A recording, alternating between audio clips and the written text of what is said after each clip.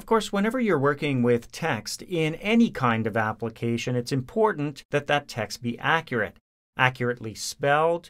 You don't want typos. You don't want the wrong word being used in the wrong area. So in this lesson, we're going to look at some of the writing tools that are built into CorelDRAW X4, namely the spell checker and something called Quick Correct. You can see I've opened up the file that we're going to use. It's called gobspelling1.cdr. You'll find that in the Lesson 5 folder of the exercise files if you've got them. And if you want to follow along, just open that up. We're going to go over to our toolbox and click on our text tool. Right now you can see that there's actually 2 frames here. And if I click on the first frame, there's a line going down to the second frame. And if I click on this second frame, the line going back up to the first. So these are linked together. If I go over to my text tool, watch what happens. Because I'm using my text tool now, some of the words in this text that flows from one frame to the next has a red squiggly underline. That represents words that are basically not recognized in the spelling dictionary. So sometimes those words are misspelled, sometimes they're typos, sometimes they're words that might need to be added to the dictionary. So we're going to look at all of these options as we make use of the spell checker now. So when I go up to text and I come down from the text menu to my writing tools, we'll find those just past halfway. You'll notice that there are a series of tools available to me, including the spell checker.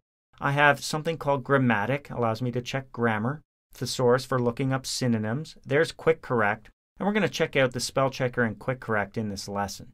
Let's start with spell check. When I click on this, it actually launches my spell checker. You can see Writing Tools is opened up and the spell checker tab is currently selected. Right away, it goes to the first word not recognized in the dictionary. In this case, you can see the word onion is highlighted in my document.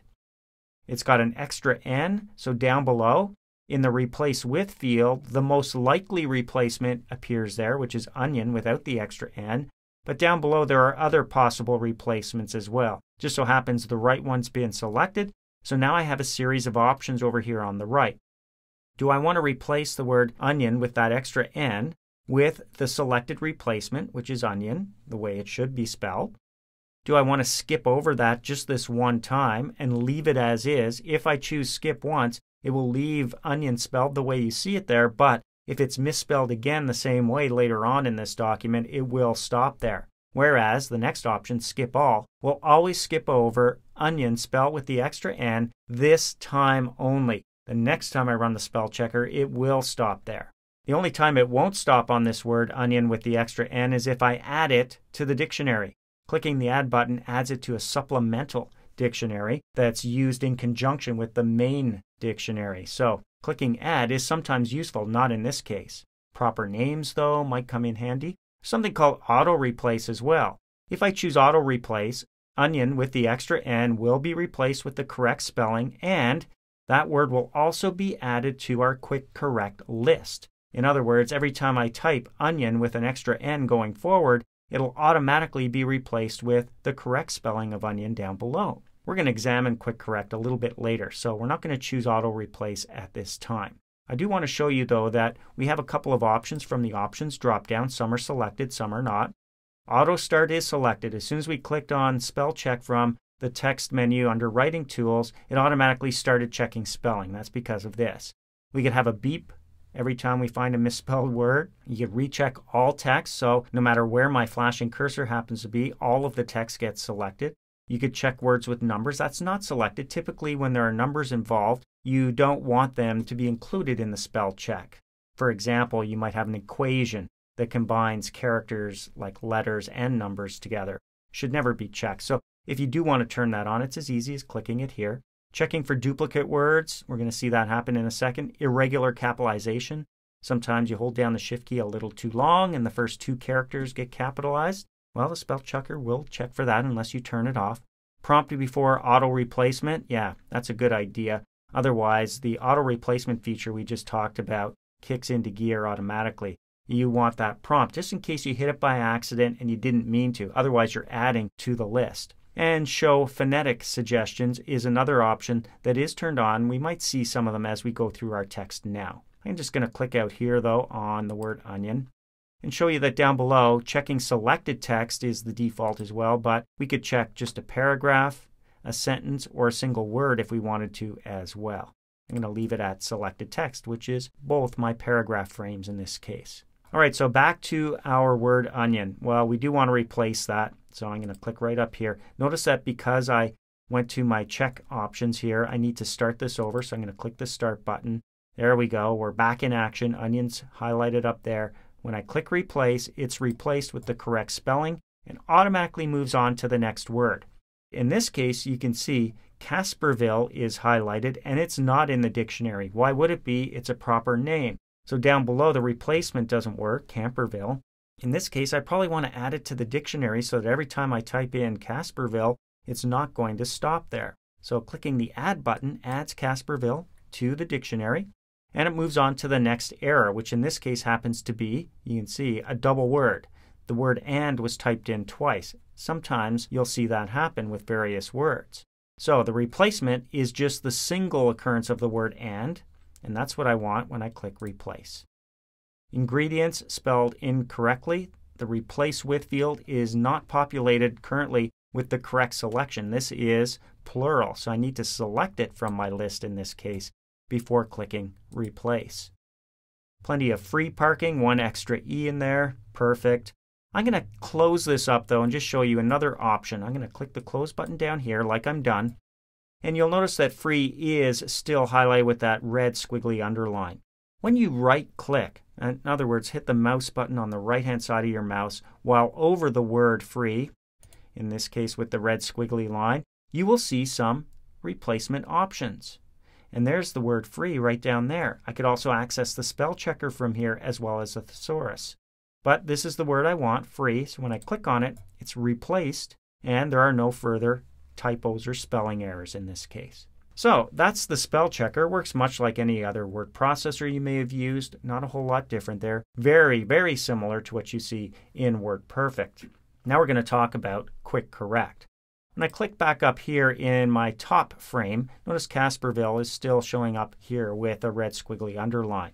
Well, Quick Correct is a little bit different than the spell checking dictionary. Quick Correct is automatically going to fix things on the fly. And it's all according to a list that's been compiled for you and a list that you can add to, which is really cool. So what I'd really like to do in this case is start a brand new file. I'm going to click the new button up here. Control N on your keyboard will also work.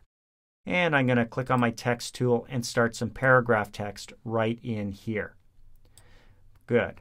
Now, F4 on your keyboard zooms into that area. I'm going to change my font to something larger so it's easier for you to see, 18 points. And now I'm going to start typing some words. I want you to watch what happens.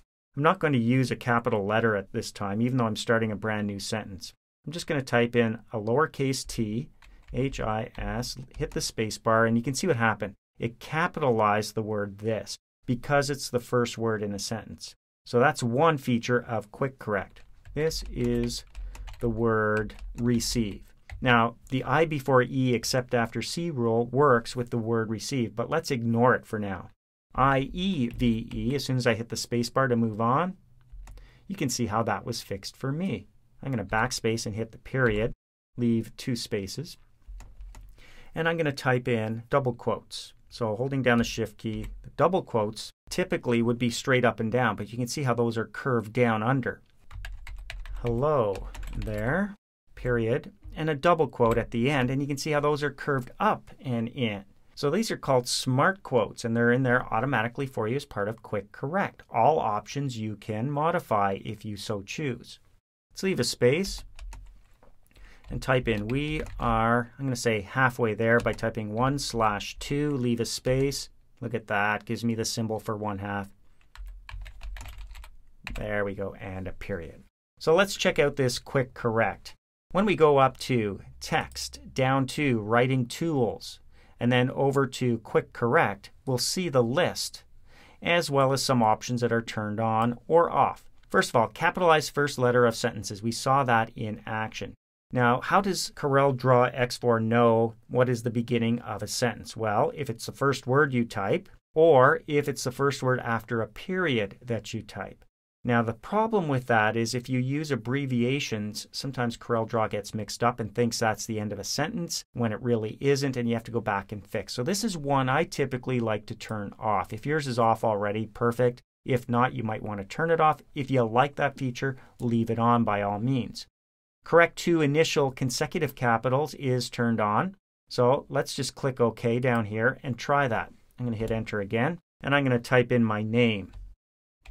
David, leave a space, and you can see how that second letter, the letter A, was changed to lowercase automatically thanks to Quick Correct. Back I go up to text, writing tools, and Quick Correct. Let's look at some of the other options. Capitalize the names of days, so if you type in Monday through Sunday, they will be capitalized even if you didn't use a capital at the beginning. Automatically hyperlink is also turned on. Let's click OK to check that one out. Works for, let's type in www.lynda.com. Leave a space. There is our hyperlink right there. You can see how the formatting changed automatically. Back we go to text, down to our writing tools, and over to Quick Correct. Now down below you can see the language that I'm using, English, US. Change straight quotes to those typographic or smart quotes I talked to you about. But down below is really what's important, and that's the list down here where it says replace text while typing. Remember the 1/2? Well, as I scroll down this list, you'll actually see that 1/2, 1/2, is replaced with the symbol for 1/2. Look at the other ones. A small r in round brackets gives me the registered trademark symbol. If I scroll up, look at that. A small c inside round brackets gives me the copyright symbol. So this is the list you get. And if I go down to receive, let's go down to the R's. R-E-C-I-E-V-E is a typical mistake. There it is, and you can see it is replaced with receive. Now the neat thing is that you can add your own as well. Notice the replace and the with field. Let's say, for example, Green Onion Bistro. We're tired of typing it all the time. We could put in a replacement here. I'm going to type in G-O-B in lowercase. I would never use that word, just like that. So this will be replaced with Green Onion Bistro if I add it to my list.